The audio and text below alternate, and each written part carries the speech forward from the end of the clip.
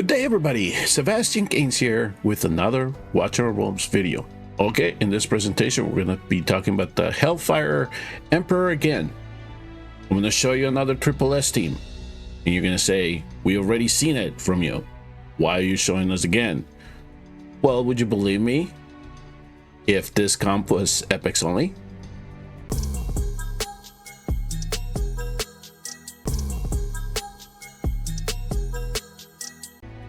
Right, so before we get into the clip showing you exactly how that run went, I'm going to show you the cast that made up that 6 champion composition to help us SSS the Hellfire Emperor with being only EPICS. Now, I will say, yes, this is an end game account. All the EPICS that I'm going to show you are fully awakened and they are fully skilled. And Bastion rings are going to be essential for you to try to push it if you are limited on the type of heroes that you have in your account. But you definitely will have these 6, and I cannot test them as to whether their awakenings will matter at all. But I think as you are able to meet some of the stats required for this, maybe you'll be able to do it if you don't have them fully awakened. But we know some of these heroes you're going to summon them extensively, especially when it comes to the EPICS, right? And you're going to be able to awaken them. The only one that might be difficult will be a Soldi, because she is a lord and she is a little bit difficult to acquire. So let me start with Abilene. Of course, we're going to want to use Abilene. She's a northerner and she has a 4 block already in her kit. So adding a Bastion ring to her will only add 1 additional block to her. Same time, we have Titus. He also has a Bison ring, so keep that in mind. Yes, I'm going to show you the gear here in a minute with the stats. The other player that came into play is Livian, and to make sure that the run did extend as much as possible, she got my strongest Bastion ring that I have in the account, because she was the key. She was the key to make sure that she was the one that was able to sustain the battle as long as possible and afford us the opportunity to delay all those little fire demons from reaching the Empire. There were other tests that I did. There's no question that I tried to make things work with Ardrith and Mariel. And Mariel ended up being the weakest one of the EPICS, so I wouldn't rely too heavily on her, even though she has a self-heal. Ardrith actually did a phenomenal job on its own. He got me to about 172,000 in terms of how much damage we were able to do with the Hellfire Emperor. The one thing that I did find, though, is that it was really hard for him to remain alive, and I don't have him fully skilled yet. And he does his major things is to apply this curse, so he didn't really afford the things that we were looking for in our heroes, which was number one is survivability, like Baron. You know, he has that shield that he can pop up, especially with his ultimate. A Soldi, of course, being a northerner, she with her lower bonus, she can apply the shield to allies, and of course the same thing with Adeline and Oleg. So that's the things that we were looking for. But the reason that I kind of settle on Livian is because if you get the RNG to help you enough, you can land this stun, right? And that will slow down those minions as much as possible. Oleg, the same thing. Everybody here has the Bastion ring. He is the 4th member of this.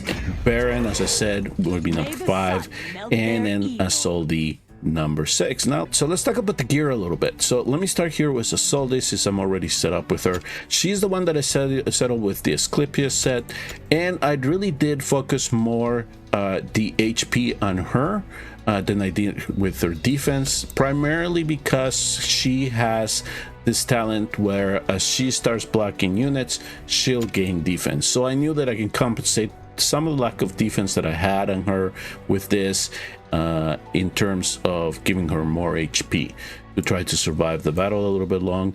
And I did try to load some rage regen on her a little bit, just to make sure that she can push the ultimate a little bit And for that reason, I gave up on the attack speed in this build. Baron, same thing. I didn't really focus too much on the attack speed, but he was the other one that I decided with an Asclepius set that he could possibly just make sure that we stack him up with HP. He give him a little bit of defense as well. But my main focus here is rage regeneration.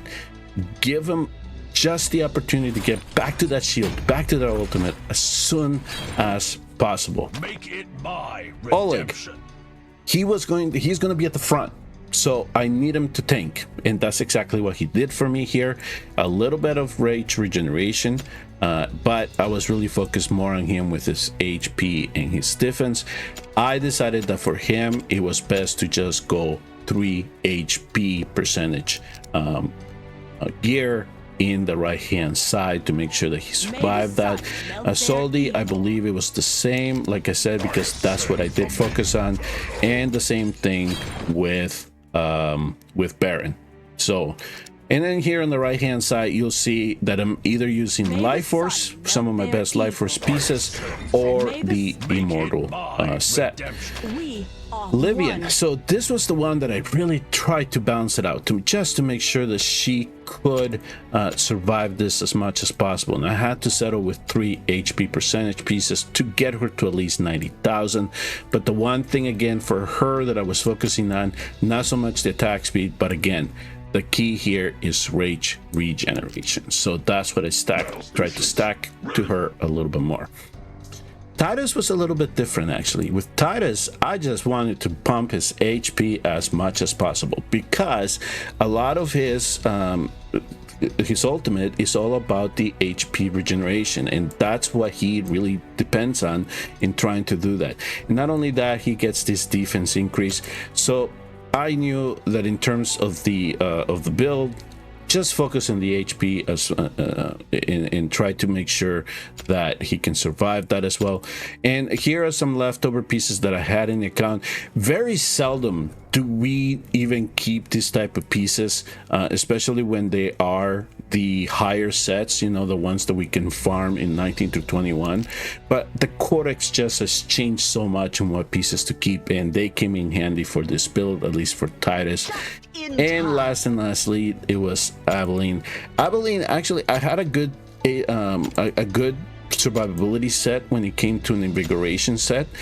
She is one of the few ones that has a defensive ring along to make sure that we stack the HP, and I did want to give her a little bit more of an attack speed and some rage regeneration. She has one of the survivability invigoration sets that I have in the account. She's the one that got it, because I really want to make sure that she survived as much as possible. And like I told you, she's fully skilled, and she has the Bastion ring as well, and she has one of the better ones.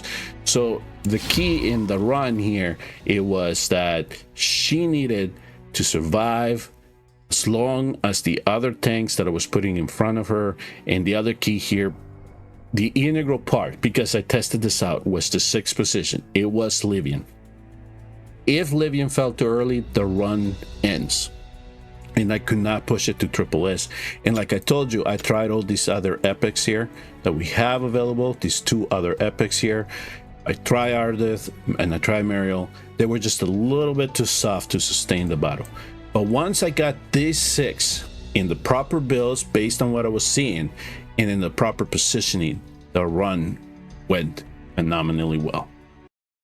So after taking some time testing variant versions of the EPICS comp, here is essentially the roster, and here is the run that did it.